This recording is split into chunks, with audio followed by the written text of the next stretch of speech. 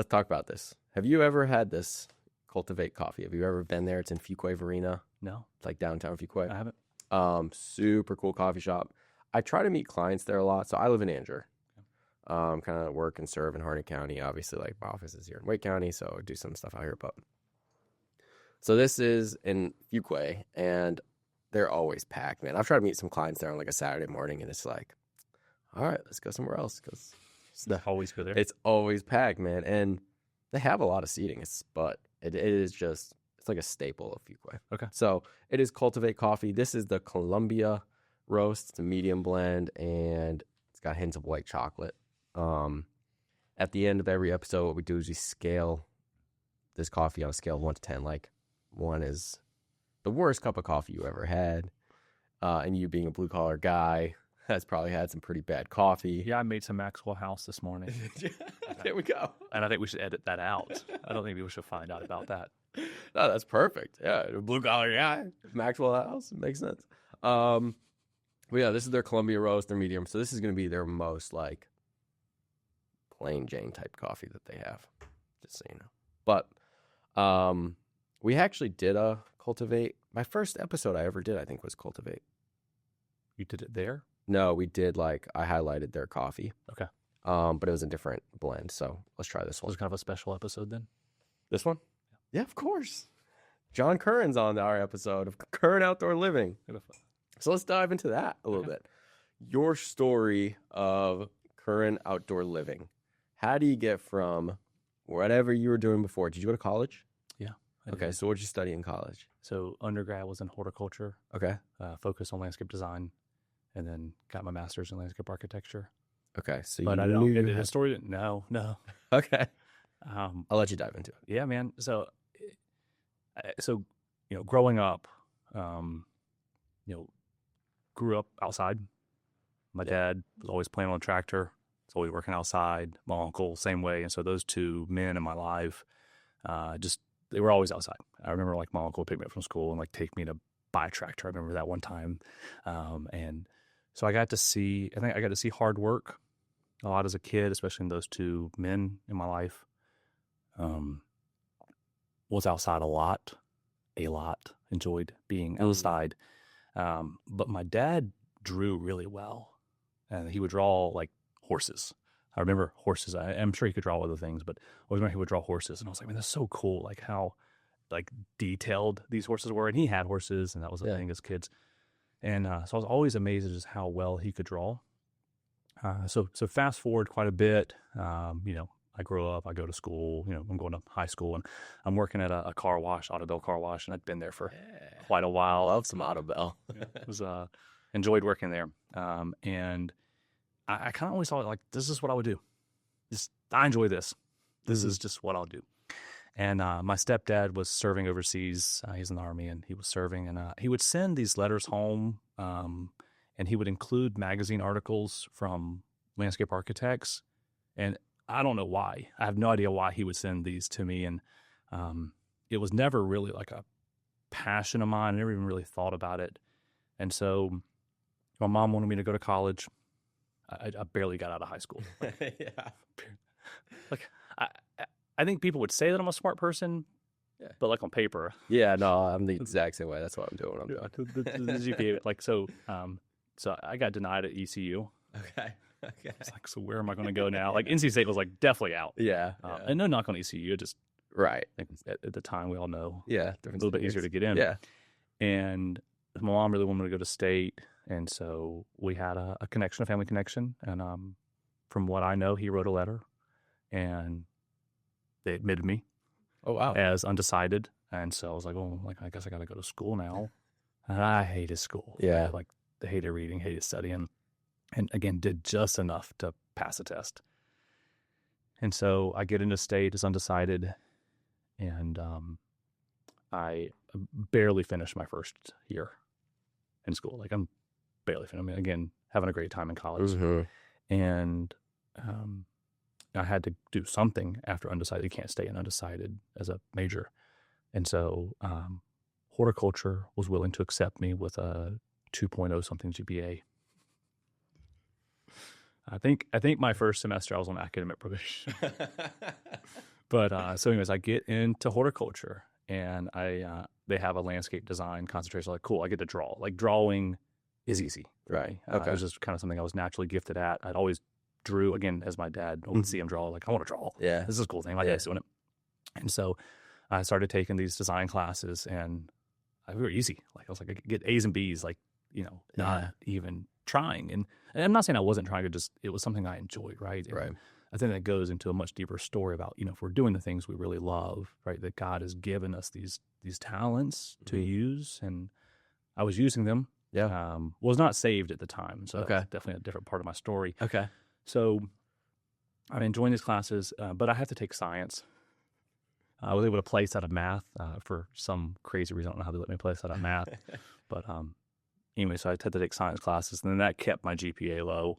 Okay. Enough for the rest of the story to make sense. And so again, I take some AutoCAD classes, some design tool classes. I knew I needed to get a job after school. I was like, well, if I'm gonna get a job, I got to learn computer design, AutoCAD. So I go and I have lunch as soon as I graduate with Steve Stroud. He was a friend of my uncle.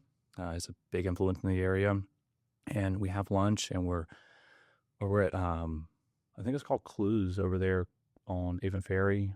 It's like burger and fry type joint. Yeah. I can't remember the exact name, but we're having lunch sitting outside, and he was like, "What do you want to do with your life?" And I was like, "I don't know, man. Like, I went to school for horticulture. Yeah. And I did some design in that. And again, I'm thinking I'm still going back to Audubell. Like, that was like, I'm just going to go back to Audubell."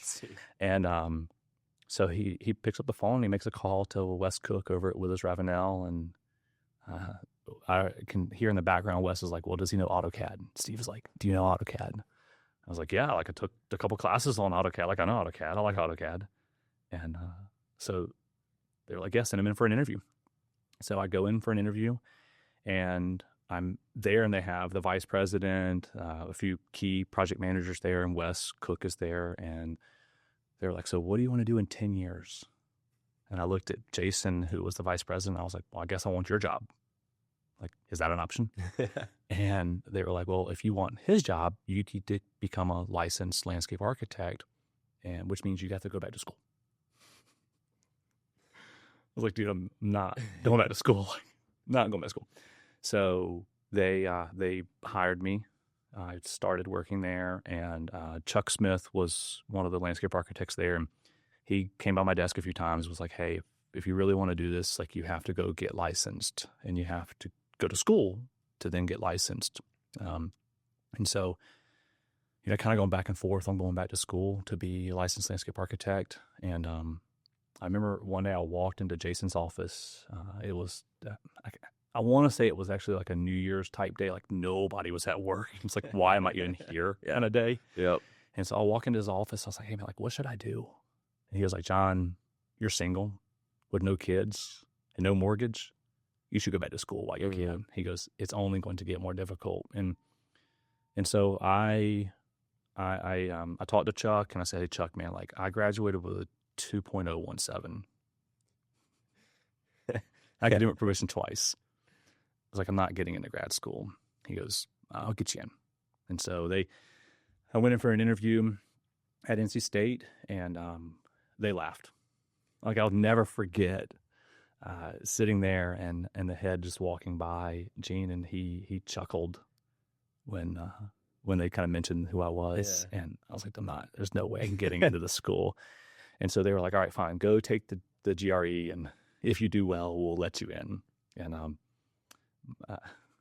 my girlfriend bought me the book so I could study. Yeah. Did not study. Yeah, of course. Apparently I did just well enough. They accepted me. I got in, and I think I graduated with like a 3.68.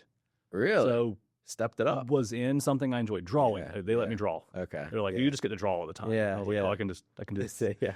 And so, during that, I had a couple internships. I started working at Withers Ravenel, and during this period, I saw some of my professors. I saw some of my my project managers at work doing residential design. Like, I would see those plans come across just here and there. Just, I don't know if they were supposed to be doing it, but I would see residential design. I was like, "Man, those plans always look so much better than commercial plans." Yeah. Like, that looks nice. And so I had, again, this was still on a path to be a famous landscape architect. That was like now my new dream was to move to California, be a famous landscape architect. And so I applied for a couple of different jobs while I was still in my master's, and I got an opportunity to go to San Diego for a year through a company, and it was like some kind of like competition thing. I got the offer, and I remember going. So two things happened that I think were really cool at this time. Well, three things really. I had been saved. So I was saved at 22, about this same time where this story is taking place in my life. And so, again, grew up in church, fell out. As soon as I got the driver's license, like, nope, not going to do this. And so at 22, thereabout, a few things happened in my life where God essentially rescued me at that point. And I remember meeting with two key individuals at the time. One was the head of the department, Gene Bressler, landscape architecture at State. And then the other was a good buddy of mine at the time, mentor Christian Bonham. And so I remember going to Christian Bonham one day. We were having lunch, and I said, "Hey, man, I'm going to move to California. I'll be a famous landscape architect." And he said, "John, like, what if God is calling you to start a landscape company in Wendell, North Carolina?" Mind you, had no intentions of running a business, no intentions of doing landscaping. Again, I wanted to design parks and plazas and just super, super famous. Yeah. And he said, "What if God's calling you to start a landscape company in Wendell, North Carolina?" Mind you, I moved to Raleigh to be just close enough but far enough for my family. Okay, yeah. I'm not going back to Wendell, dude. Right. And I was like, "You're crazy. Like, that's a horrible idea." And so we skip past that real quick. So mind you, I get this job opportunity in California. I'm like super excited. So I go to Gene Bressler, and I was like, "Hey, by the way, I got to step away from the program for a year to go do this thing." And he said, "Hey, if you pursue that, we're not going to let you come back and finish your degree." And wrestling with those two conversations, it's been interesting to wrestle with them now, because I realized that was the Holy Spirit speaking through individuals, because they never would have said that. Right. Kristen knew me well enough Yeah. to not tell me to start a landscape company in Wendell. Yeah. Like, stupid idea, Kristen. And I hope he hears this podcast. And Gene Bressler, if he's on Instagram at all, there's no way he would have said that. Yeah. He would have been like, "Famous landscape architect from NC State, please go pursue that." Yeah. So we're on the map now. Right. And so I turned it down, and I stayed in Raleigh. Fast forward a little bit, not long after, my stepdad and I go to Pittsburgh one day to have lunch. There was a soda shop place here. I don't know if you've ever been to Pittsburgh for the soda shop. It's they got like burgers and fries, like basic kind of food, but they have these like you can get like ice cream float. So like, oh yeah, ice cream, like cheer wine, and talking my language. So if Larry Dodd is listening to this podcast, I no longer drink soda, but if you drink soda, you should go there and get one. And so I was like, "Man, these things are killer. I want my stepdad to experience this." And so I grabbed them. We went, and we were there and walking around. And he said, "Hey, man, like, why don't you just tell people you're going to design their backyards and just put an ad out and just start designing people's backyards?" I was like, "That's a stupid idea." Like, literally, I was like, "That's a stupid idea." Like, who would pay me to do that? Yeah. And I said, "But you know what? If I just do really high-end stuff, maybe it'll work." And he was like, "It's always," my parents always picked on me for like my silly ideas. And I was like, "It's a dumb idea. I'm not doing it." And when I told him my idea of like, "I'm just going to design luxury spaces," he was like, "That's a stupid idea. Don't do that." So that idea went nowhere. I was at work one day at Withers Ravenel. I was still there. Mm-hmm. And I got a call to design some swimming pools for a local builder. And I remember calling my mom. And again, this is kind of like where the conversation gets like I'll, we'll like say some things. And I'm really not, I think a lot of my family and the influence they had, and like love my dad dearly. And so this conversation is about to go for a second. But I called my mom and I was like, "Hey, this is something I got an opportunity to do. I'm still here. I like working here, but maybe I should go design." And she was like, "You're just like your father. You don't ever do anything with your ideas." I was like, "Oh man," like, and again, my mom never like gave me, and I think when she would give me advice, I was never like weeping of it. Right. And so again, looking back, I'm like, "Oh man, that's a pretty hard thing for a mom to say to a child." And so I was like, "Fine, I'll do it." So I put an ad out to design people's backyards, and people called me. So people started calling. I was How did you put these ads out? Like, what were they? well, I need that tissue again. Yeah, you're good.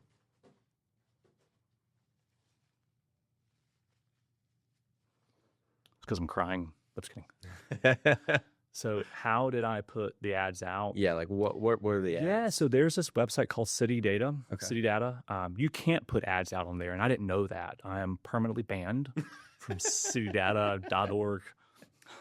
I put an ad out, Okay. and I was banned the next day. But I got 3 jobs that night. So it is worth it. So for those of you looking for some work, Yeah. you should abuse. I didn't say that. I forget that I own a business now. That's right. People on City Data are like, 1-star review, Currin Outdoor Living. I got banned. Okay. But I got 3 jobs. People called me. Legitimate. Like they paid me. I think I was charging $40 an hour to design. 10-hour maximum. Mm-hmm. So for $400. That's what we charge for a consultation right now. I think we're $200 an hour for design work in the public. Yeah. So a little bit more for design, but we have a lot more to offer. Right. And I say we have a team now. But yeah, so City Data, Craigslist, Okay. Facebook, Mm-hmm. and people started calling, and I started getting a few jobs. Again, mind you, I was still in school. Parents were giving me a little cash here and there so I could get by. Mhm. I think I was a teacher's assistant, so I'd have a little stipend. Yeah. And my rent was like $200 a month. So Yeah. just living it up. So I got some jobs.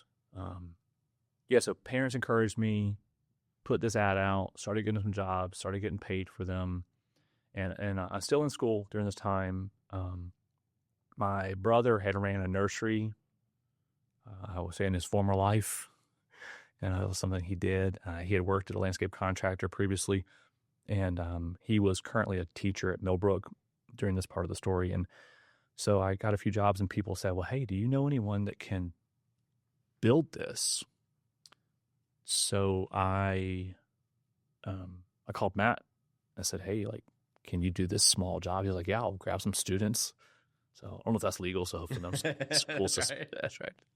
He's like, yeah, I'll get some of my students, and I'll do them on Fridays and Saturdays. And so started doing that. And effectively I was doing design work and he was doing build work. And we were, it was Jon Currin, I think, was like Jon Currin Designs. And then it was, Matt had a company called Autumn Farms. So it was like Autumn Farms was, anyways. And then I got some bigger jobs where people wanted like a fireplace or like a big patio. Yeah. And so I called some other contractors and said, hey, like, I got these jobs. Like, can you build them? They were like, yeah. I was like, okay, well, give me a bid. I'll go sell your bid, and then you pay me a commission. And so I started doing that. And it's like they were meeting me at Jabala Coffee Shop. I'll never forget Jay Evans. He was one of the guys I would give these designs to and sell his proposals. And so he would meet me at Jubala on Hillsborough Street. So that became a kind of a sentimental place to me. Yeah. Which is kind of why I would go all the time. It was just like a special place for me. I'm still in school, getting like a couple $1,000 checks. Yeah. And because I was selling the work, again, doing the design, getting proposal, selling the job. And so started doing that. And I started to realize as I was working with my brother and then working with these other landscape contractors, I was like, man, I think there's like a disconnect in like the design and construction. Like, you know, I'm designing it and then they're building it, but we're not the same. Yeah. Right. In a sense. And so, you know, I started asking my brother, I was like, well, hey, like, what if we started a company? And he was like, no, I'll never work for you. It's like, okay, fine. So about a year passed, I'm still in school. He's still a teacher. He calls me one day and he was like, hey, you remember that business idea that you mentioned? He goes, you want to do it? And I was like, yeah, sure. He was like, can you sell it? Like, we need work, right? You can't just like start a company like that and have one. I was like, yeah, man, like I can sell anything. Like, I love sales as long as I believe in it. Right. And I was like, can you build it though? Like I could draw whatever you want me to draw. Yeah. Can you get it built? He's like, I'll figure it out. I was like, cool. So we became a DBA, Currin Outdoor Living. As a DBA, became a real thing in 2015. We became an official LLC in 2016. So we're coming up on year 10, May of 16. That's awesome. So or I guess May of 26 will be year 10 for us now. But so we started as a small, 2 or 3 person company. I'm still in school, so I'm driving. So I would wrap up class a few days a week. I only had class like maybe 2 days a week, maybe 3, I can't remember. But on the days I didn't, I would drive to Millbrook High School. Matt would drive the truck and trailer and with like equipment, like a Bobcat or whatever, or a tractor. We were asking our dad to come drive a tractor, so Yeah. grade out Yeah. the projects. And so I would drive to Millbrook High School, pull around back. Matt would have the dump truck there. I would jump in the dump truck and go to. That's hilarious. Yeah, if the IRS is listening, we had all legitimate employees, Of course. and we had 2 or 3 guys we would grab and go do jobs. And so I would run the job in the morning, and then Matt, after school, he would come meet me at the job site. I think he had like 1 or 2 days off a week, so there were days that he was in charge and I was in class. And we started. It just took off. It really took off. I think our first year, like officially, we did like $500,000 or $700,000 in work. Really? It was a lot for just a couple guys. Right. It's like, man, this thing's a real business. Yeah. We were just doing landscapes. We started doing some hardscapes, and we were subbing things out. And then as we would sub them out, we would start to kind of bring it in house and hire, obviously hire good talent, Right, that knew how to do it. And then we would go take classes and learn how to do different things. And so we were getting educated. It's a great industry there's a lot of key people that poured into us. Like we had a lot of just really talented, and just, I'd say they cared a lot about us, and they invested a lot of time meeting at job sites, showing us how to do things the right way. And that was, I think, one thing that really set us apart early on is like, we wanted to learn, like, what's the best way to do this? Yeah. And that's not the first time I've had that idea. I always thought that about coffee, which is kind of funny while we're doing this. Christian, as early on in my career, I wanted to start a coffee company. Okay. I just believe that coffee, like I'm a very black and white kind of person. I was like, no, coffee should be made one way, Right. drank one way. Yeah. Like there's a right way to do it. Right. And if you do it the right way, then it would be the best that it can be. And I felt that way about the work we were doing. Felt that way about design. Like there's a right way to do design. Like there's a few fundamental things that like you should never break in design, and it'll be good design. And then construction, like there's a right way to build things. There's the best way to build things. Like we want to try to get there. Right. We know there's always room for improvement. But we had a lot of people that knew how to build things really well, and they were willing to invest in us and tell us how to do it. And so that really helped us. So that's the beginning of the company, essentially kind of how I got from, a wee little kid playing in mud pits, so a tractor to. That's so cool. Drawing. At the time, I was only doing design work. Matt was on the construction side. He knew how to build things. He could get the guys rallied around whatever idea I came up with, get it done. And we did business together for about 9 years, and then I became sole owner. And we just have an amazing team. What does your team consist of now? Yeah, so if we look at, we call it an accountability chart. Some people call it an organizational chart, but effectively, I sit as an owner, but I sit. My primary roles are visionary. So my job is to figure out where's the company going, right? What kind of products and services are we going to do? What are some ways that are going to set us apart, right? And then business development is a primary job of mine, right? So stuff like this, I enjoy meeting new people, finding key relationships, figuring out how we can work better together. And then so I oversee the overall general direction of the business, right? Jason Hanna sits in integrator seat, which is effectively like, okay, I have all these ideas, like gotta package them up and figure out how we actually walk this path now. Like, okay, like I can see where the bus is going, but how does the bus actually get there? And then, but he's really good with people. And so he plays a key role in the client journey. He oversees the design department. So we have a few key members on that team. We have technically 3 designers.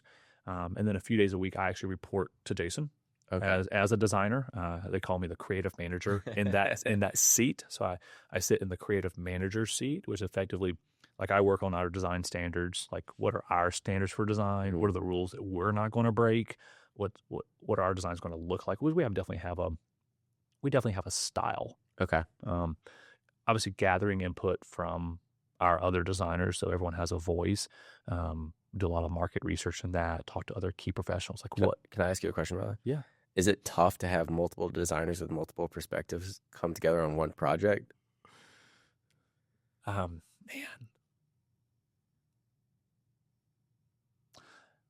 Our team understands when they're hired as a designer, very, very clear about here's our style.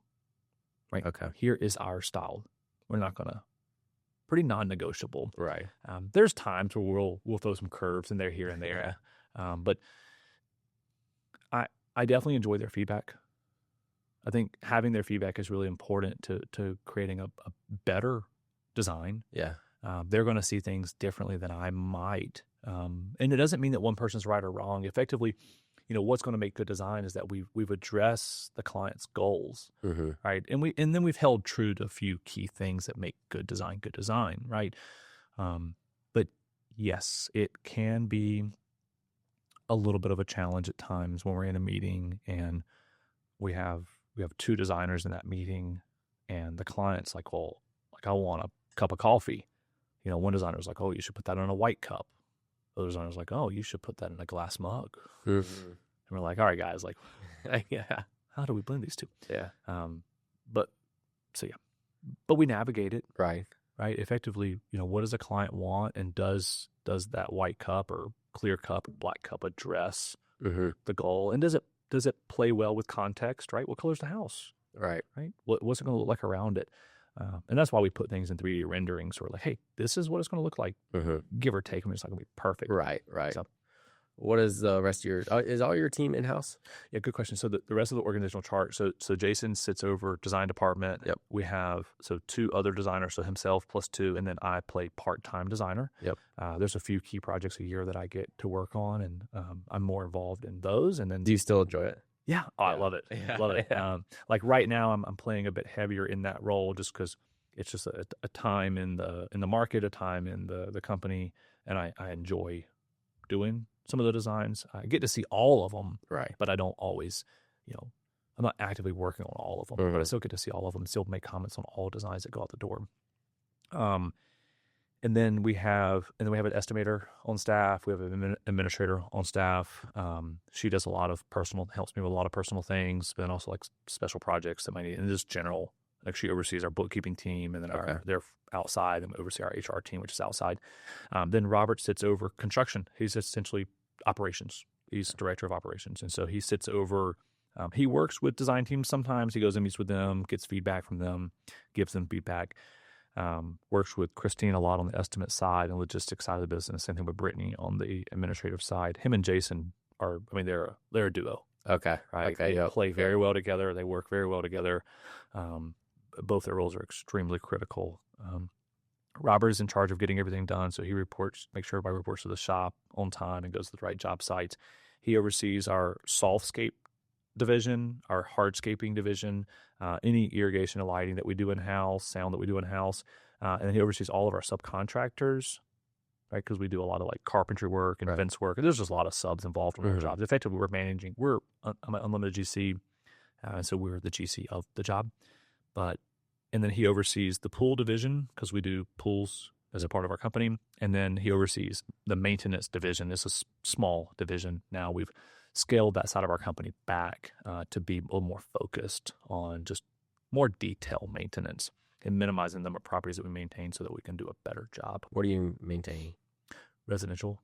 Yeah, but like landscaping. Okay. So you guys will go in throughout the year and make sure everything's prim and proper, and make sure the backyard looks really nice all the time. Yeah. I think we were a little more spread out on that in the previous years, but last year was a big focus on getting that nailed down and consolidated so that our focus, and that was a big changing thing. We had a lot of things change last year, but that was one of the things that, Jason and Robert brought to my attention was that, hey, Jon, your passion is design and design build.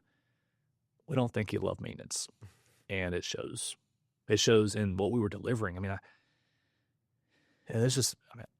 being really honest with the clients we were servicing, looking back on that now, I was a bit more hands off for a lot of reasons. There was a director in that seat. He reported with my brother a lot, and I just didn't get to see that side of the company really at all. It was taken care of essentially. Right. When I became owner, I started getting more involved in it. Started seeing where I was like, oh, I wish this was better. But I didn't know how to make it better. I was like, how do we make this better? And, are we doing the best we can? And it was a bigger bear to face than I just didn't know how to tackle it. Right. And so, Jason and Robert brought that to my attention in the past year. And so we had to have some difficult conversations about what do we do with maintenance. Because I was like, man, I don't want to let go of that. I feel like it's part of the relationship that we care so deep. And it's the reason we do what we do is to build relationships. That's it. Right. To build relationships. And we build spaces Right. to build relationships. And I was like, man, I really don't want to get rid of that. From a business owner, I'm like, it's reoccurring revenue. Right. We're at a neighborhood every day with a truck and trailer, but we're also taking care of something that we created. And if you don't take care of it, then it's just not going to look good. Right. But we weren't doing a good job. And I think our clients knew that. Like, we were killing it on design build. Yeah. But then we get to the landscaping. I was like, oh man, or the maintenance. And so we made some big adjustments. Some of them were handed to us, and others we drove. And it has been absolutely amazing in the new year, like the number of compliments that side of the company has received. We never received a compliment before. Oh, really? And that was tough. That was always tough. I would talk to clients, and they're like, man, like, you killed it. Oh, that's awesome. Field, right? Yeah. But we don't want to hire you for maintenance. Oh, yeah, that's tough. And that's hard. That's really hard to admit, but I think I'm just being very honest. It's in a much different place now. Super excited to see the work that they produce. And again, maintenance is going to be its own bear. Right. And that's not like, again, it's 7%, 8% of our total revenue. Okay. Yeah. But we're actively trying to grow that side of the company. It is a passion now. Right. But for different reasons. Right. Yeah. So that's awesome, man. So that's kind of the long version, and then I skipped 9 years. That's right. 9 years of building to where you're at. Whatever. Oh no, that's having no projects to having, it's the stuff we get to build is really cool, and some of the people we get to work for. Essentially, it's people who care about unique design, quality design, quality construction. They want it done right. They want to talk to one company. But there's a lot that goes into what we do. Yeah. How are you guys marketing yourselves now? Like, how are you guys? I mean, being 9 years in, now you have a stronger. Yeah. So a lot is new emails, so I can get banned from city data. Of course. So once a week, I just resubscribe and. So Craigslist. So how do we market? A lot of word of mouth. Yeah. A lot of clients that are just great ambassadors, is what we'll call them. We have other ambassadors, right? People that really believe in what we do, that dish our name out all the time. Facebook, Instagram, YouTube, right? We work with a company that does a really good job with creating solid content that they publish for us. I think they do a great job of telling our story. Yeah. We spend money on Google. Of course. We spend money on social media. We create little flyers and say this area and this area, and we mail those out, attend different shows, sponsor different events. But we're pretty selective in a sense. Yeah, because your brand, right? You guys tailor for the most part. I'm sure there's exceptions, I'm sure, but it's a higher end industry that you're in. Yeah, we get that a lot. I've struggled with how to correct that in a sense, because I think the perception of that is wrong. Okay. If that makes sense. I think what happens is people tend to throw the word luxury in there, right? And it's Rolex. Yeah, that's right. Right. Yeah. Everybody wants a Rolex. Yeah. Right. But only 5 people can afford one, kind of thing. We play very well in the high-end market because we understand good design. And now good design doesn't mean it has to be expensive, though. Where we typically play on the high-end market, like it's a client who has certain expectations and certain goals, and they want something that is very one-off. And yeah, those projects make it to the super sexy and flashy Instagram posts. 100%. People see that stuff and they drool over it. Right. And we love building those things, but we don't build all that, right? We build a lot of projects that aren't super sexy, but for people that want it done right, they want to talk to one person, they want good design, they want it done right, and they're willing to spend $10,000. Right. That got a lot of jobs like that. Okay. But our bread and butter is a essentially nice backyard, right, with patio, fire feature, kitchen, pergola, landscaping and lighting. And then it's, do they or do they not want a swimming pool? Right. We do nice backyards with and without pools. Yeah. That's our bread and butter. We can spend a lot of design time in that. It makes sense for the client to pay us for that time, right? Because it's hard to charge someone the amount of time to really think through all that stuff if they're only spending 10 grand. And so, right.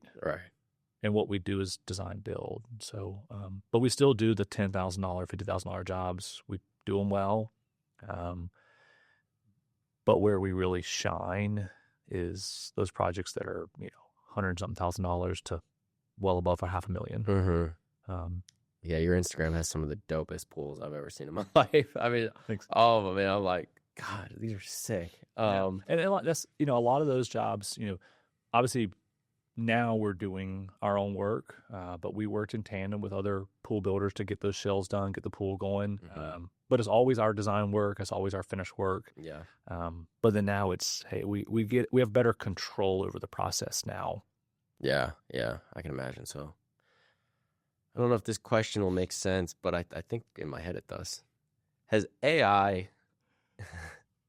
impacted the design work in a good way or a bad way in any way? Or in any way? Of all the things I spent money on last year, I hope David Baxter is listening to this. We paid a lot of money for AI.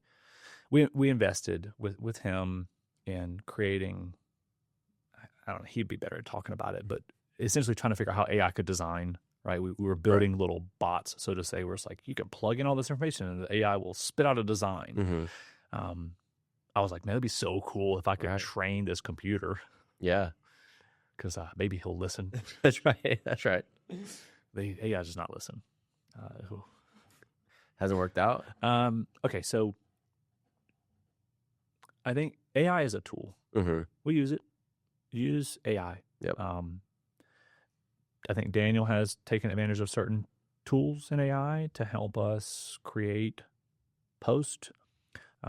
We've used AI to come up with ideas, but AI can't design. There's still that, and I don't know if it's me or our team being selfish, like, oh, we're better than AI, like we're the best. But there's something that is just missing. It cannot design. All right, you can put in, and it can spit out a sexy photo. Right. Like it'll put your house in Miami Beach, and right, yeah, all the right people in it. Yeah.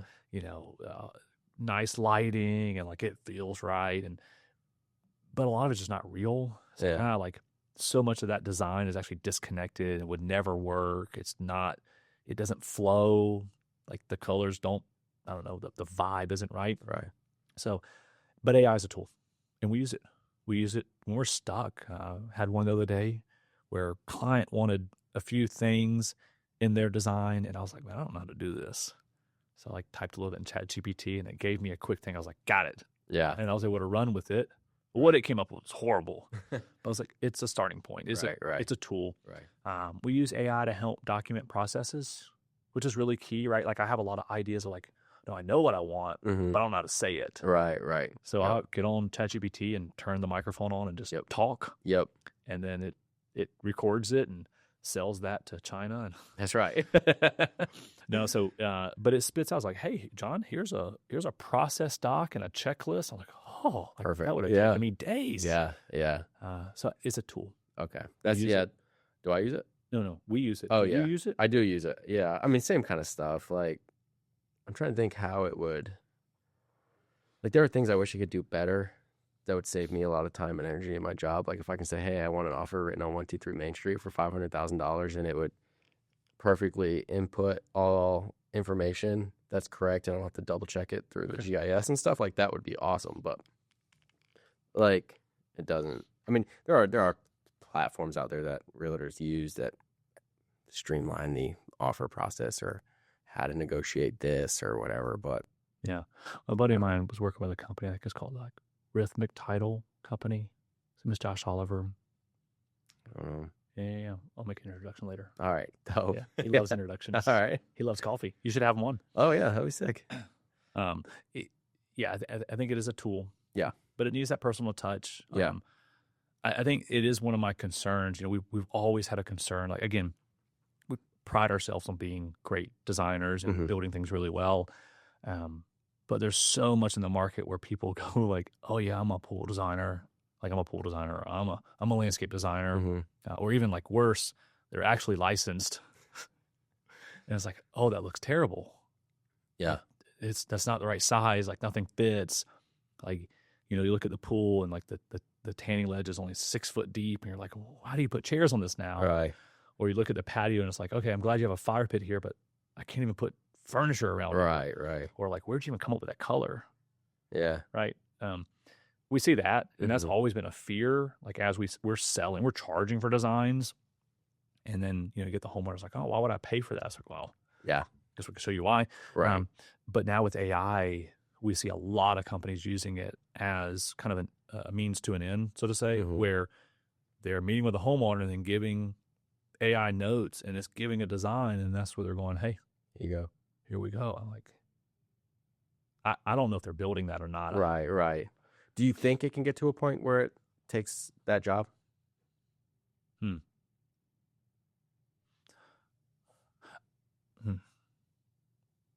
I think it'd be really cool if we could, like everything has to be trained. Like we all have to be trained, right? Could you train it to create? Yeah, so in school, in college, I had this idea that if you could get enough data of how people moved, how people interacted, and again, my focus was on urban plazas. I enjoyed studying that in my master's. I really was keen on like, how do people think when they're in a space? How do people feel when they're in a space? How do they perceive themselves and others in a space? And so, did my research on that and just really enjoyed that. And I think it has set me up to be better at the job I do now. But there was this thing we came across where in China at the time, they were using a lot of the public cameras to track people and to essentially create maps of how people were moving through spaces. And we've been doing that here. There's plenty of, your favorite amusement park in Florida. Oh, dude, does it crazy. That's why they make you wear the bracelet. Yep. So, I mean, it's essentially they're mapping and figuring out like, okay, where do we need to put trash cans? Where do we need to put doors? Where do we need to put X, Y, and Z, right? And if you get enough data, people are pretty similar. Yeah. And so those behaviors can be mapped and studied, and then we can use that information to design. And this was my idea in schools, like if we could get enough cameras, and watch people in public spaces interacting, like how are they moving on this sidewalk versus this sidewalk? How are they moving against this color building versus, and like you get all that information, you could essentially find, to my point earlier, the black and white answer. Like give or take some, if you design this way, these are the rules now. Yep.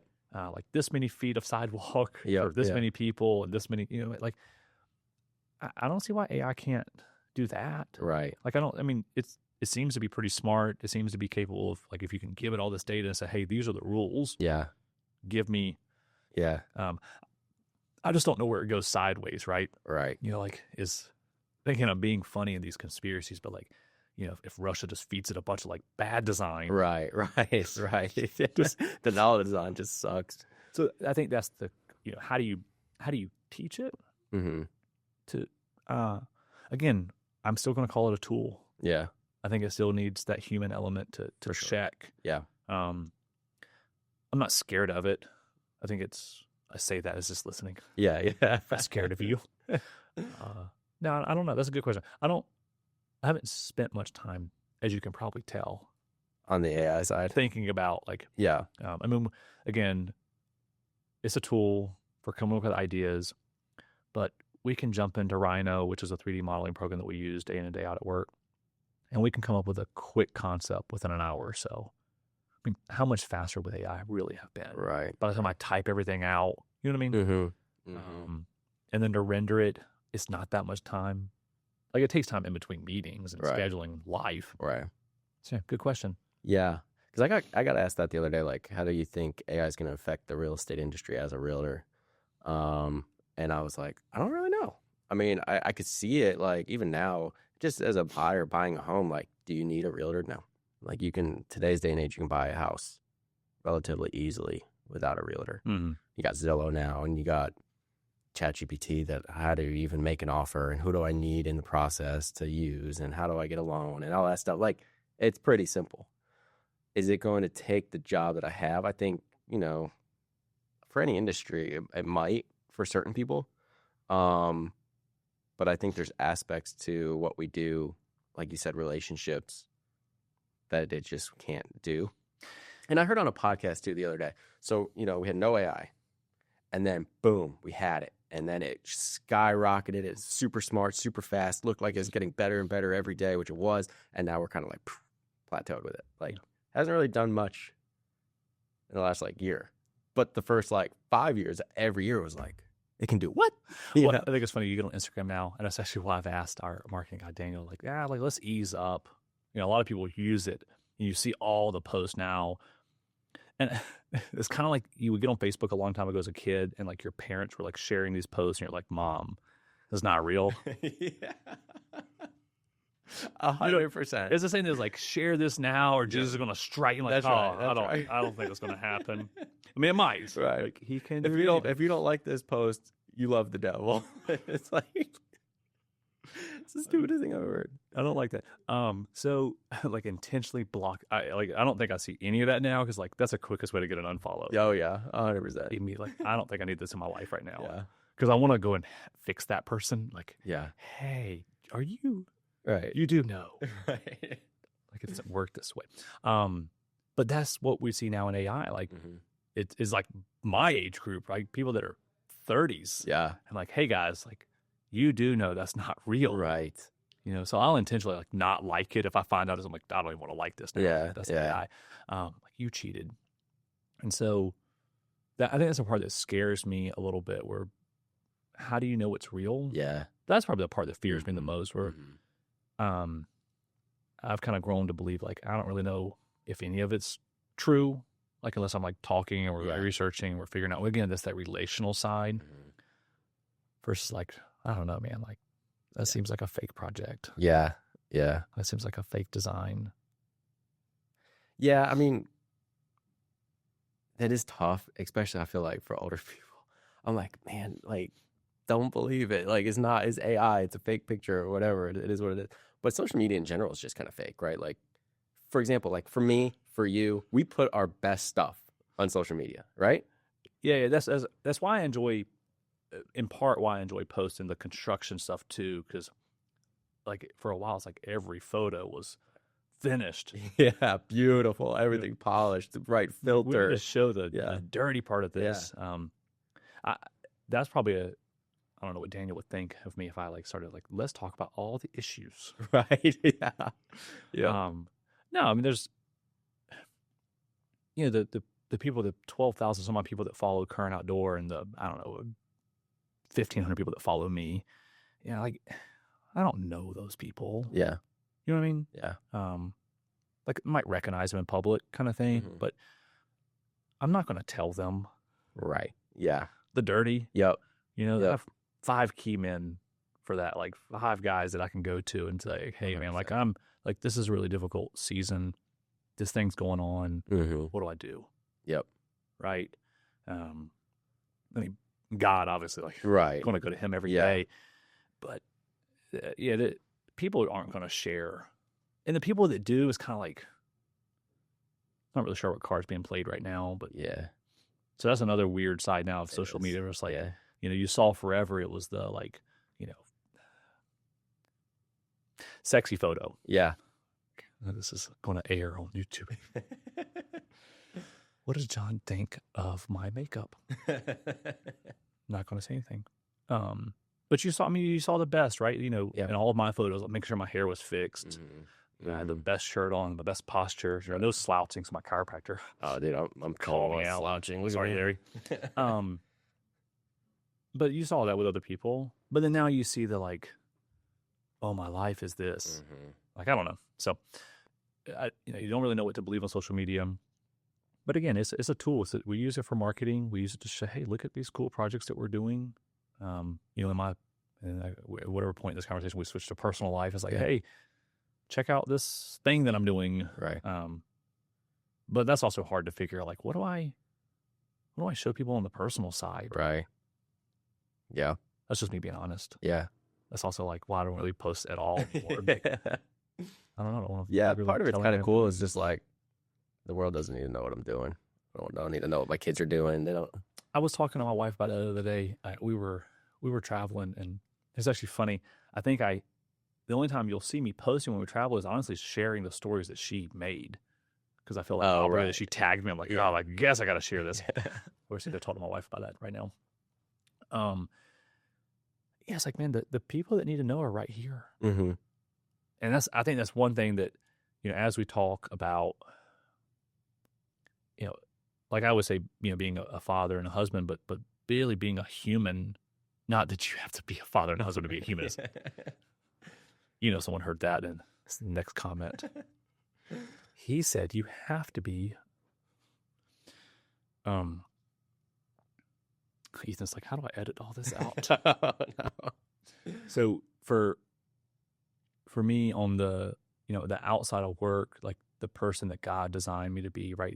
Entrusted me with my wife and his children, Mhm. right? And just really just let me be a steward of those people.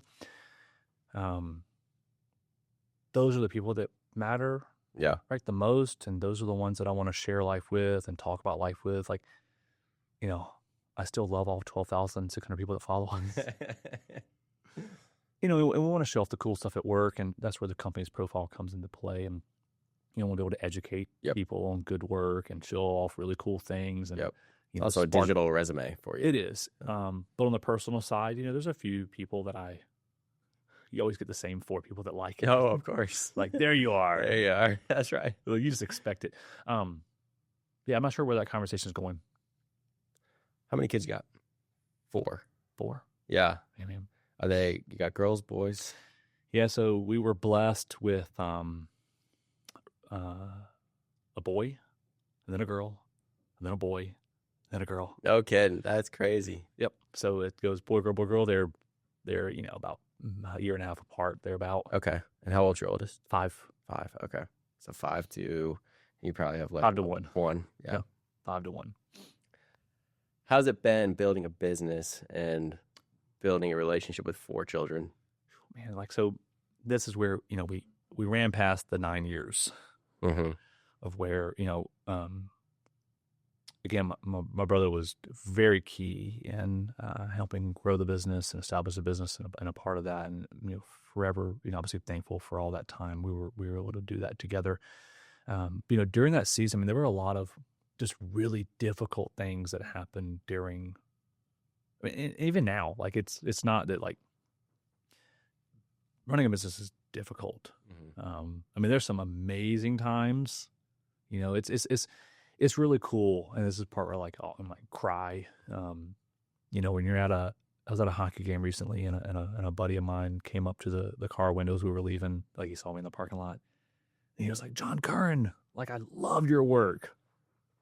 I'm like, man, like you recognize me? Yeah. Like, that's really cool when people do that in public. They're like, yeah. I had it happen the other day at the gym. Never wear a Currin shirt at the gym. I just don't want. I want to go and just do my workout, what little there is. If you go to the gym, and a guy came up and he was like, Currin? I was like, yeah. He was like, you're Jon Currin? I was like, yeah. And we just started chatting and he was like, I'll follow you on your company. And oh, that's cool. He told me where you worked and I was like, oh, that's cool. Yeah, I know the company. And we talked a little bit about that. He was like, yeah, I've been following you for a while and y'all's work is so cool. I was like, that makes up for some really difficult days. And so,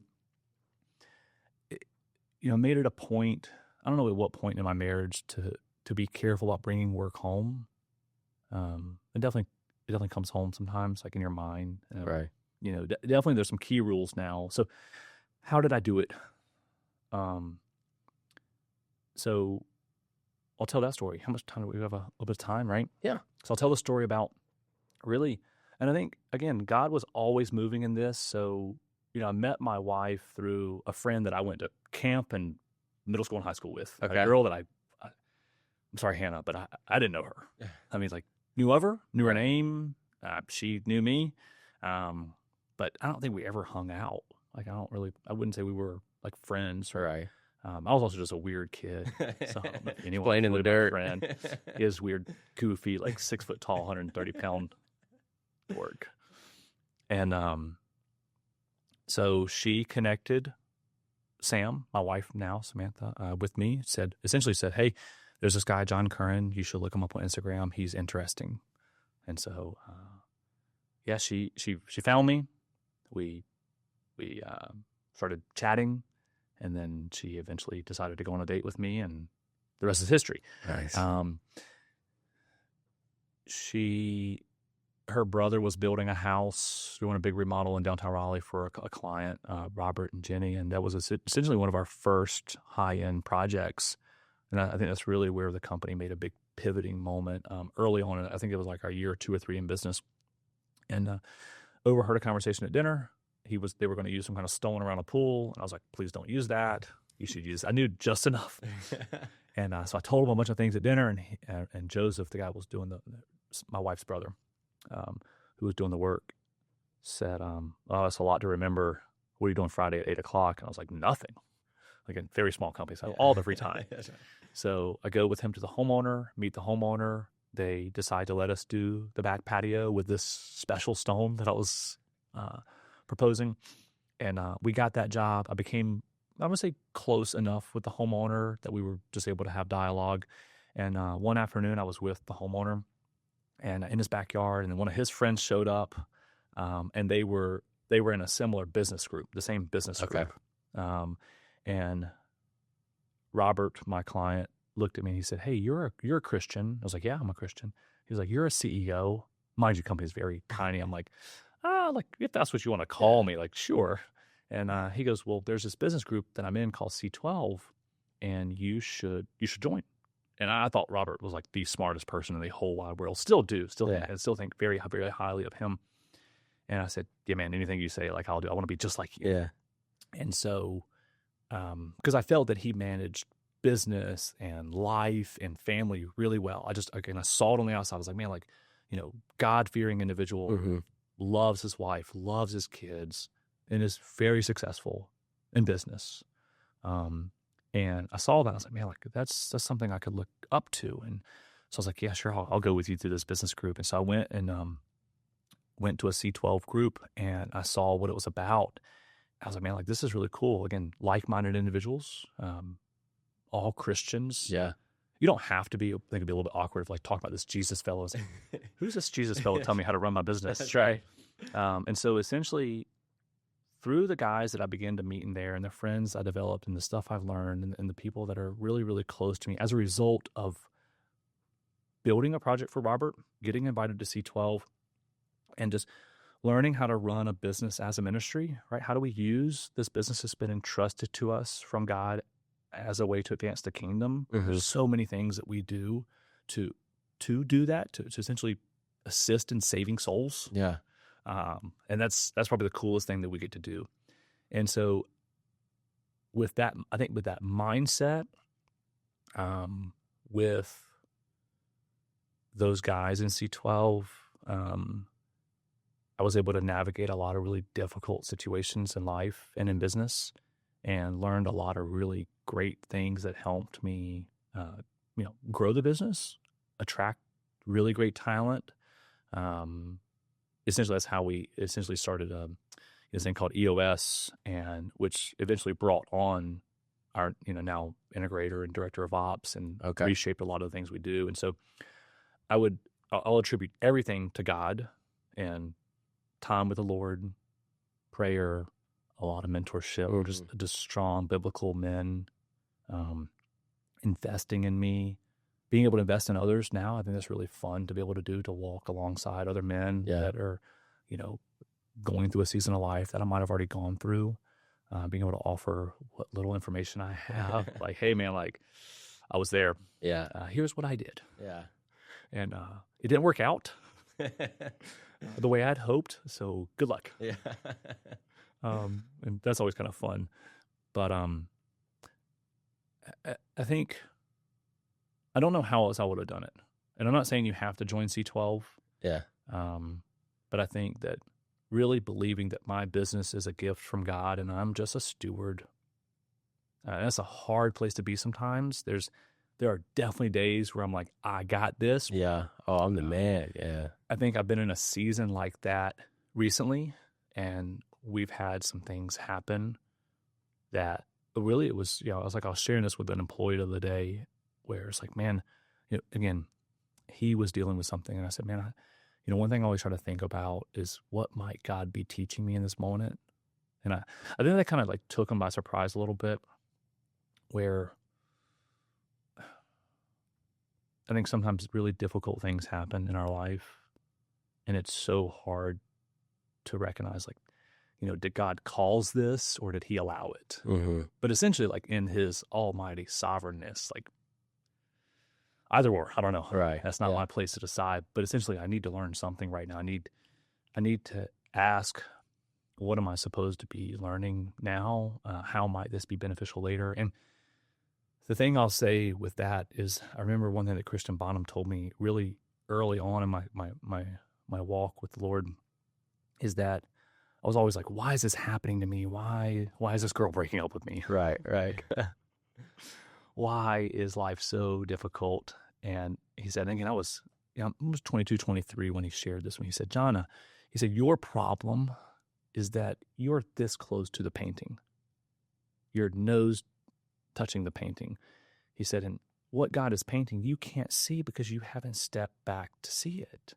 He said, and when you step back, when that opportunity happens, or again, it can be just life, as life goes on and you can look back, or you can look 10 years back or 20 years back or a year back, or I don't know, I still have a hard time looking a day back. I wish I could. I could like, all right, Jesus, I'm here. I'm ready to listen. Then you can really see the bigger picture that's being painted, right? And so in those various moments, being able to hit pause and go, okay, what am I supposed to learn right now? What's really going on? Is this true?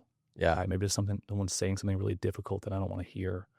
I think being able to be reminded of that is super helpful. In running a business. I'll share something that kind of, I think, concludes that with just some biblical truth from Isaiah and in Job. I'm in Job right now. Oh, that's a fun one. But in Isaiah 54:5, where he talks about, God, wake me daily, right? Teach me so that I can sustain others with a tongue that is taught, right? But give me visions and dreams. Talk to me, God, right? So I know what to do, essentially. Right. And I promise I won't turn backwards. That's in Isaiah. And then in Job, I joked today with a buddy, because there's been a few difficult things that have happened. And again, it's just part of life sometimes. There's been seasons where it's like, oh man, this is really good. And there's been seasons where it's like, man, like this is dark. And I joked with a buddy this morning, we had an issue to deal with. And I said, you know what? I'm reading Job. I'm in like 30-ish something right now. And I said, but things are turning around for Job right now in his life. So I think things are getting better. Yeah. Yeah. That's hilarious. So. Yeah, I heard a pastor say, I don't know if it was a pastor, or maybe it was like Charles Spurgeon or something, I don't know. But it was like, we didn't hear him say anything. I didn't hear him say anything. I meant like I read it or saw it somewhere. I don't remember. But with AI, you probably did hear him. Probably. Okay. I know what Charles Spurgeon sounds like. Thanks, ChatGPT. Was like God could be doing 1,000 things in your life, but you only might be able to see one or two of them. It's back to your like painting illustration. So I think to answer your question, how do you do it? How do you do it? God. Yeah. No other way. And I'm not saying that's going to mean that I get to do it, because I've been through some really difficult things. I've made some big mistakes, some very expensive mistakes. And that's not to say that I won't make more. That's not to say that I won't bankrupt the company. I don't know. God, I hope not. Right. Right. But it's not my company. And so I'm just doing the best I can, seeking advice when I can, always really. But a few key things. I think just spending the time with family, with the kids. This time is so important to them and me. Right. The other day I was, my daughter, my youngest daughter, she's going through that phase where she was like crawling and like trying to walk, or like the knee walk thing. And the other day I was able to to just watch I was, with the kids alone and just watching all of them. And, I kind of looked over and I was watching her walk through the kitchen, and it hit me. I was like, man, I'll never see her crawl again. And that was really hard to just think about. And so I think what helps manage family well is just being there. Yeah. Just be super intentional with those moments. There's been times that I'm not. Yeah. And then I regret that. But that's just, I think that's part of life. There's so many things we do that we regret, Right. can't take back. I don't know if I'm answering the question. I would say running a business, good luck. Have really talented people around you. Ask for advice, but build a filter for how that advice is made true, though, right? Because a lot of people are going to give advice. Right? I'm going to give advice, and other people have to decide, am I going to listen to this guy or not? Yeah. I'm going to give some bad advice. I know I have, but yeah, build a filter. For me, is this biblically sound? Right. And that's difficult sometimes. Yeah. Yeah. My daughter's 10 months old. She's crawling. She can stand up off on the couch. She'll crawl up to the couch. And she can fly now. Trying to get her to. Once in a while, my wife will text me oh, she stood up on her own for 20 seconds or whatever. I'm like, I haven't seen it, so I don't know. But that's the stage of life we're at. And I'm like, man, this 10 months already has gone you were just born. Yeah. It is crazy. And, I always grapple with the fact of, am I home enough? At the same time, am I working enough? Because I am the provider. Mm-hmm. And so, grappling with how much time should I be home to how much time should I be working? And if I am working, am I being productive enough with my time that I'm not wasting it when I could be home? So I'm trying to find those balances and work through that so I could see my daughter take her first steps or whatever it might be. Yeah, there's some really great scripture on planning and being intentional with our time, right? Again, if we're a steward, this thing is given to us and we're simply a steward, the right thing for us to do is to be as intentional as we possibly can with our time. There's a great book that I just finished up, Ruthless Elimination of Hurry. Yeah, I read it. Yeah, read it again. Great book. Read it again. I'm going to read it again. Yeah. There's a lot of great books out there. I know a couple of guys who read it every year. They start the year, they read it. Yeah. I think it's great. There's a lot of great scripture on what does it mean to be a more intentional servant. Mm-hmm. I think planning each day, right? So for me at night, I love just kind of mapping out what's that next day look like. That way when I wake up in the morning, I know at least okay, these are the 3 things I have to do, because there's going to be other things that come up. Right. And then you have to decide, hey man, is that honestly worthy of my time right now? Mm-hmm. But these other 3 things I committed to myself to do these, right? So that kind of makes a bigger, impact on, okay, I need to get these things done. Time blocking. Love time blocking. We'll be late sometimes. That's the problem of packing too many things in at once. But I think planning is key. I mean, just discussing that with your wife, right? Mm-hmm. Hey, what's the right time for me to be home? Figuring out how to build that in. But it's seasons too. There's been seasons where, I've left the house before the kids are up and I've come home when they're getting in bed. All right. Those are hard days. I've discussed that with the kids. I think they understand. It's hey, I'm working. All right. This is very important, for you to see. I'm not doing it to prove a point. Right. I just at the office scrolling TikTok so you can get home after bedtime. So, but I think your kids will see that you're, a hardworking, father. Mm-hmm. That'll hopefully leave an impact on them of hey, work is important, work is good, but planning and being intentional with our time. A buddy of mine used to ask me, we always say hey man, how are you doing? How was your day? And I would say everybody listening says busy. Yeah. I was busy. Yeah. And sure, like, yeah, we were busy. Right. My buddy Andy, so I would say I was busy. He would say back, he goes, but were you productive? And going back to the nose deep on the painting, it was years later when I remember that, and it started to really take effect in my life, that I would just think about, but was I productive? Mm-hmm. I think that's one thing I enjoy about, I use a full focus planner. One thing I love about using that, where again, you're mapping out that week, mapping out the year, mapping out the quarter, mapping out the month, mapping out the week, mapping out the day, and then time blocking. Where it's like, hey, these are the things that are important to me, Mm-hmm. right? Like, I need to make sure these things get done. Things still get missed, but a whole lot less missing. Yeah. So, Yeah, that's a good idea. and then that way I can say, no, I committed that I'd be home at this time. Right.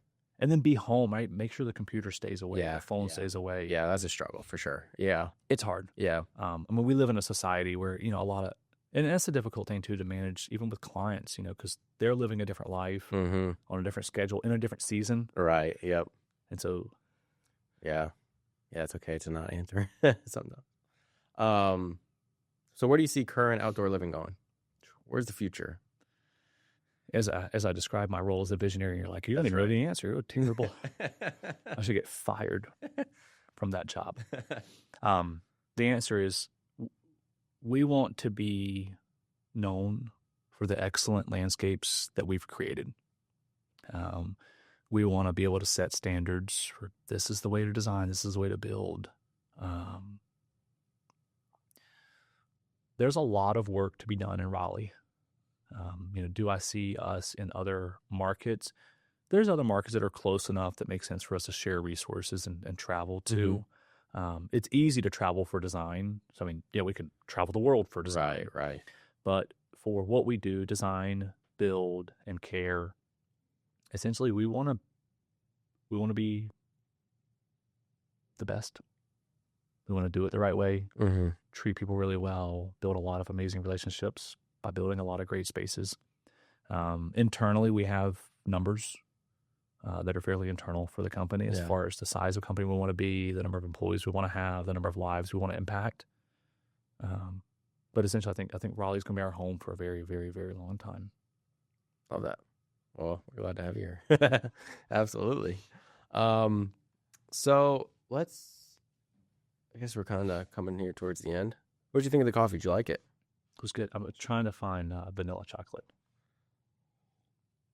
White chocolate. I was trying to find that, and I've been trying. Yeah, I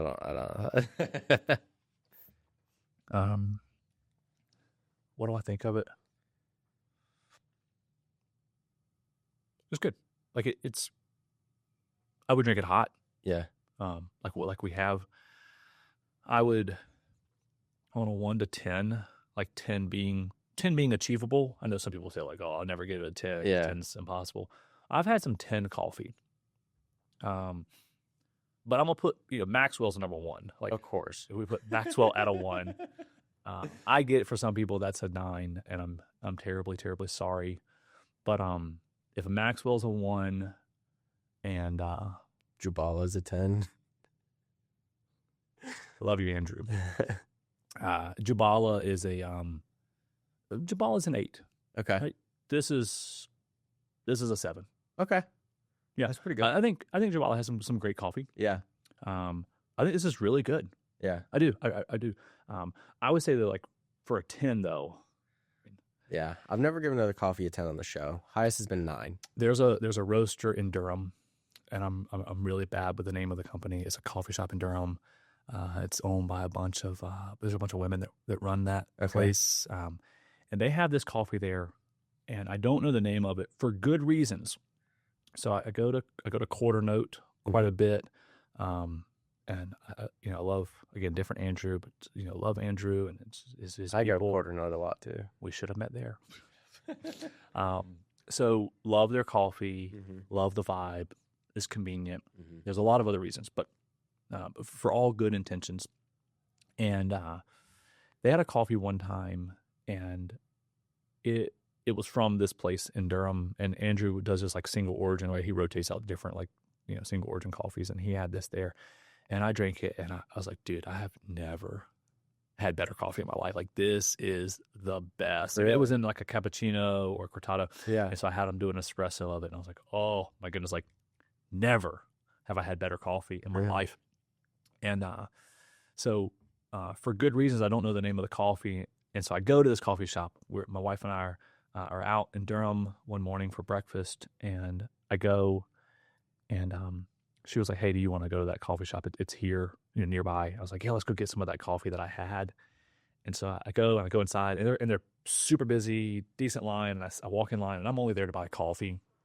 So I go in line, beeline, I see it sitting around the shelf, and I grab it, waiting, 20 minutes, right? Get to the counter, I sit the coffee back down, and again, it was just, we were moving.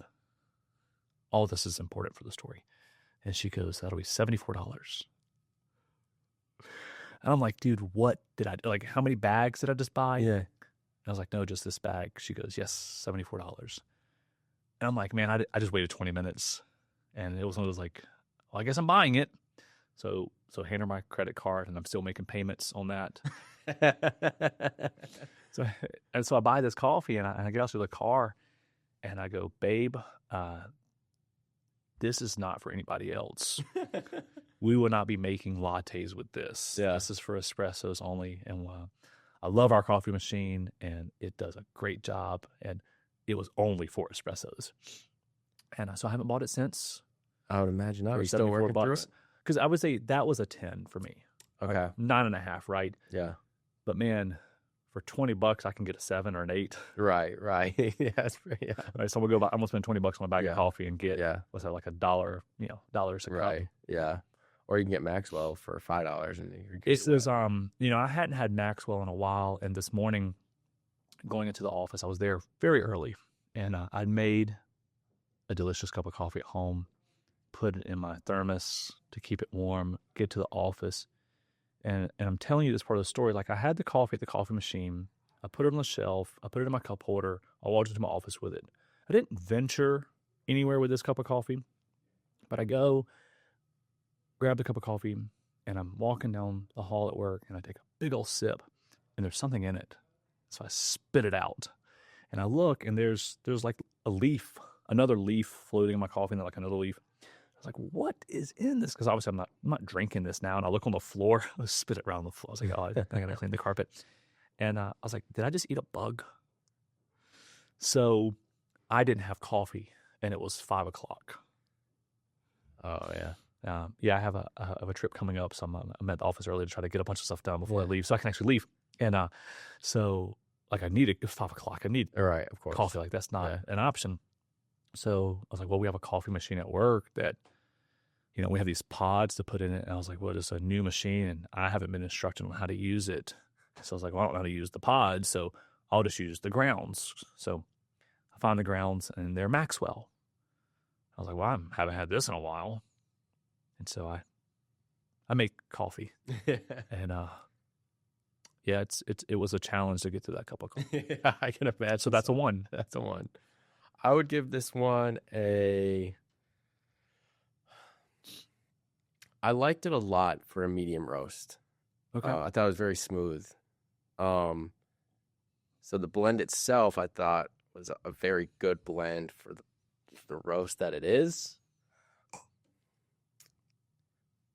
But at the same time, it was just kind of like, it's a Colombia medium roast, which is like your most standard cup of coffee you can have. I'll give it an 8 too. Really? Yeah. Oh, I thought you were going to say like a 5. No. So is Maxwell like a 4 for you then? Maxwell is like a 1. Folgers is a 2. Is it even coffee? I don't think so, man. I think it's just dirty water. But no, this one is good. Like, so as what I was trying to get to was like, Colombia coffee is the most universal. Okay. And then medium roast is the most universal. So you put the two together, it's like, okay, this is like the most standard of standards. So the most standard of standards is like a 5, right? Because that's the middle of the road. And so this is a really good good standard. Okay. Like, if I'm going to put, hey, this is just your average cup of coffee, I think it's on the higher end of average cups of coffee. Okay. Yeah. Because there's no other, like. Do you normally drink it black? I always drink it black, yeah. Oh, coffee, like warm mug. Okay. Yep. Yeah. I think that's probably why I struggle to rating coffee now, because only recently have I started drinking coffee hot. I've always drank cold brew. Really? Oh, love a good cold brew or an iced pour over. Yeah. Love an iced pour over. And then I got into like, maybe I should drink a latte. I was like, oh, it's too much milk. Yeah. Right. So now it's like cappuccino or Yeah. matata. Yeah. But I have started drinking just black coffee in a mug. And I don't know why. It's good. I think it does the job. It does the job. It depends on the coffee. Like, either I really enjoy it or I'm like, this kind of stinks. But yeah. But I think sometimes where I at least associate the enjoyment of something is based on maybe the people that I'm with, the environment that I'm in. Mm-hmm. And again, this is not a sales pitch for what we do. But what we do definitely points to this passion of mine. I'd say like the black cup of coffee in a mug, it's warm. For me, it has attributed itself to other memories in my life and other experiences in my life. And I go, oh yeah, like that was a good moment. And there's been some people that I have drank warm coffee in mugs with recently that I've been like, that coffee could have been Maxwell. And it would still be a good time. I wouldn't have cared. Yeah. Also, we enjoy going to France, and it has a special place in our heart. And the coffee there is terrible. Really? It's absolutely the worst. And I think they know it. That's why they always give you sugar. It's like, hey, like we know that our coffee is absolutely terrible. Yeah. And please make it Not so. it's like candy. And so you get this big old pack of sugar. So I think all coffee is just good to me now. Yeah. Yeah. That's hilarious. That's actually why I think I finished the Maxwell cup this morning. Because it's not as bad. It was not as bad as it could have been. Maxwell's better than French coffee, huh? That's pretty bad. Yeah. Good thing we're not doing projects there. Yeah. Yeah, it'd be tough. You'd have to start way late in the day so you don't need caffeine. Well, I think they'd be pretty offended. Who don't like their coffee. That's right. Anyways, Yeah. this was good. Yeah, this was good. But again, like I'm just gonna be honest. I'm a little biased to Cultivate because I love the coffee shop. I love the coffee I have there. So that might play a little role into it. But I do think it was very good. Yeah. Yeah, I'll need to check it out. There, when in the beginning when I said I hadn't been there is one coffee shop in downtown Fuquay that I have visited. What's it called? No, that's a good question. I met my buddy Robert there. So you wouldn't know if it was Cultivate though. No, I could describe it to you. It had a lot of glass on the front, but so That a coffee shop. Like, so I'm not going to help anybody here. Yeah. It was on a side street. Okay. I went. Yeah. I It's went on a side street. I went down like, what do you call it? Like Main Street in Fuquay. Yeah. And then took a left near there's like a cookout or Bojangles or fast food joint. Took a left right there and just drove for a moment. Kind of bank hooked me out, and I was like in an older part of Fuquay. And I would say like kind of like a industrial railroad type vibe. Yeah. And it was a 1-story building, small little streetscape. I think it was the only business. The other ones were like industrial type businesses. I here. think that's Cultivate. Okay. Yeah. I'm pretty sure. Yeah. I mean, there might be another coffee shop in Fuquay that I don't know about, and that could be that one. But you're describing. Yeah. Cultivate. I met my buddy Robert Barker there. Yeah. It was a good conversation, so I liked Yeah. the environment, but Yeah. I don't even know if I ordered coffee. Okay. Yeah, it's a good spot. It's a good spot. I think I ordered coffee. But yeah, if you ever do get back into Fuquay and it wasn't Cultivate, try out Cultivate. Shout out Cultivate Coffee. You guys make a great product and you have a great store. But anyway, this has been great, man. This has been super fun. Appreciate you coming on. Absolutely. We should do this again sometime. At, Learned a lot. At Cultivate or Quarter Note.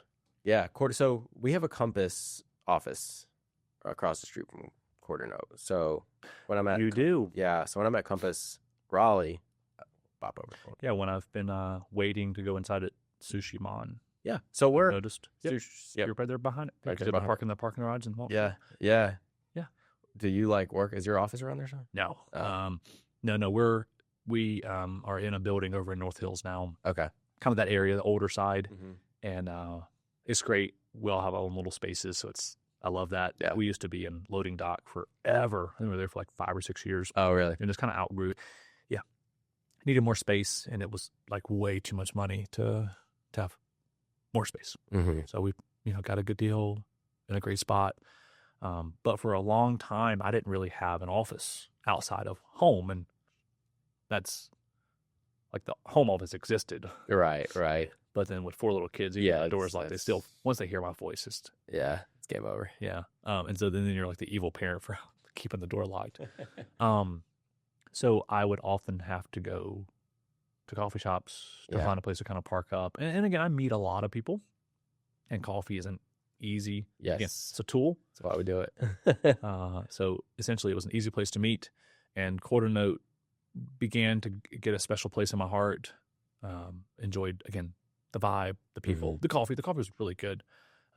You feel like somebody. Yeah. Like that relationship piece, and going back to the AI and the real estate agents, like, like people want to feel special, even if they're not. Yep. And I think they do a really great job of that. Yeah, I agree. I mean, just walking in, going, like, hey, John. Yeah. It's like, what's your name? I'm just kidding. But like, that's so cool. It's like, hey, someone knows my name. Yes. Yeah. And that's just a nice feeling. It is. Yeah. No, they are phenomenal over there. They don't have their own, they don't roast. I forget which coffee they use. I've highlighted it on the show before. Porch culture. Is that what it is? Yes. Yeah, that's actually how I was brought there. So Jason, who we hired, he had been in Texas for a while. He knew of the owner from Porch Culture. When he was here, he found out that there was a shop in Raleigh that sold Porch Culture. So he and I were meeting off site one day, and he said, hey, why don't we check out Quarter Note? And so we go in, and it was very slow. They were brand new, and they had Porch Culture. Owner Andrew was there, and we met him. We talked a little bit about that. Briefly got to know him. And then so Jason and I made that our spot to go. That's cool. And for a long time, we would be there for a while, and like nobody was there, and we're like, please stay open. Oh, dude! For a long time, we were like, I don't know if I said this publicly. Like, Andrew's going to watch this and be like, he was like, we're going to make it without you, John. Don't worry. Yeah. But for a long time, I was like, I kind of have to go. Yeah. If I don't take people here, that's right. So I was always like taking people. I was like, you have to check this place out, because I liked it so much. Yeah. And I was like, I'd be ambassador for it, for sure. I want them to stay in business. Like, and now they're not because of me. I mean, they're in business for many other reasons. But I'm so glad that they're busy. I'm so glad that people go, and they still make a point to say, hey, hey, John, or whatever the person's name is. And like, I think that's so key in any business to just, address the person, right? Yep. Get to know them. Yep. I agree completely. So, yeah, Quarter Note is phenomenal. But I think we're here to discuss Cultivate. Yeah. And Cultivate is also phenomenal. But yeah, we did highlight the, I already forgot, Front Porch. That's what it's called. Porch Culture. Porch Culture. Yeah. And that. Same thing. I think it was good, if I remember correctly. It's great when I have it there at Quarter Note, but I think the moral of the story is, unless you pay $74 for a bag of coffee, it's gonna be okay. You're probably not getting a tent. That's right. I gotta find out what that is and maybe have it. Maybe see if it's gonna. I want to see if Andrew's willing to, because I don't remember him upcharging enough. Don't listen, Andrew. Upcharging enough for that as a single origin. Yeah. Let me see if I can convince them to bring it back, and then we'll meet over there. Yeah. It was amazing. Yeah. That sounds sick. I want to try it. But I can only imagine. I think about this sometimes. I was thinking about this the other day at Jubala. And I don't know how much Andrew, whoever travels to, find coffee, but I was like, man, I bet they have had, like the people that own coffee shops or like really involved at a coffee shop or like a roaster. I'm like, I bet they have had some delicious coffee. Oh yeah. Like I was just thinking about that the other day. I was like, man, I bet they have had like fresh, straight from the source. For sure. Yeah. They have. Like in the rainforest. That's right. That's hilarious. Yeah. Yeah, that's good stuff, man. Well, anyway. Trying to see what time it is. Yeah, let's wrap this up. Appreciate you coming on, man. This has been awesome.